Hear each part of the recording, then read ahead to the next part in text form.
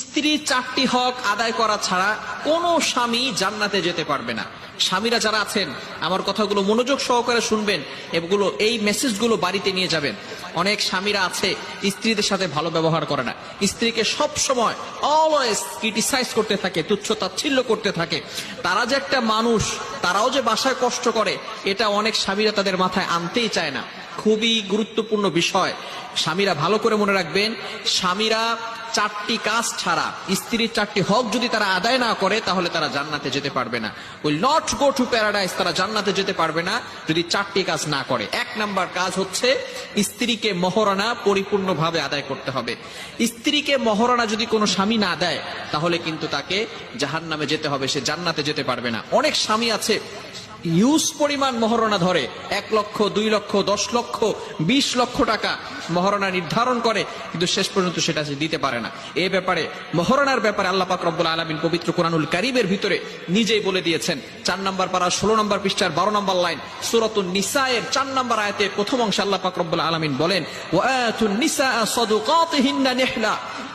আল্লাহ পাক রব্বুল আলামিন বলছেন যে তোমরা সুন্দরভাবে তোমাদের স্ত্রীদের মহরণা আদায় করো, সন্তুষ্টভাবে তাদের মহরণা আদায় করে দাও।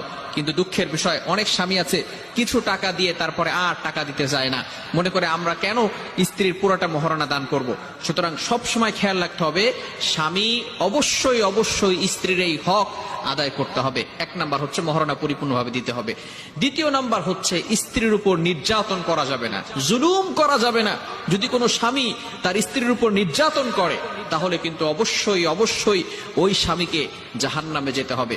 মনে রাখবেন, স্ত্রী হচ্ছে একজন মানুষ, এবং সে এমন একজন মানুষ যে আপনার ভালোবাসায়, একমাত্র স্বামীর ভালোবাসায়, সে তার মায়ের ভালোবাসা, বাবার ভালোবাসা, ভাইয়ের ভালোবাসা, বোনের ভালোবাসা, প্রিয় আত্মীয় স্বজনদের সকল ভালোবাসাকে ত্যাগ করে নিজের বাসাটা, নিজের প্রিয় বিছানা, নিজের প্রিয় বালিশ সবকিছু ত্যাগ করে আপনার ভালোবাসায় আপনার কাছে চলে এসেছে।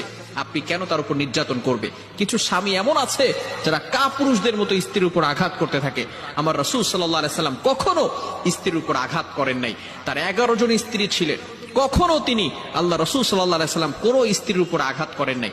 আপনি কেন আঘাত করতে যাবেন? এটা রাসূলের সুন্নাহ নয়। মনে রাখবেন, স্ত্রী হচ্ছে আপনার ভালো হওয়ার সার্টিফিকেট।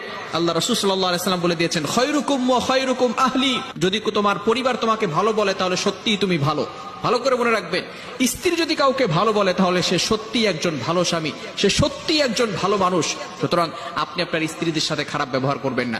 স্ত্রীদের সাথে কেমন ব্যবহার করবেন, এ ব্যাপারেও আল্লাহ তাআলা পবিত্র কোরআনুল কারীমে আয়াত দিয়েছেন।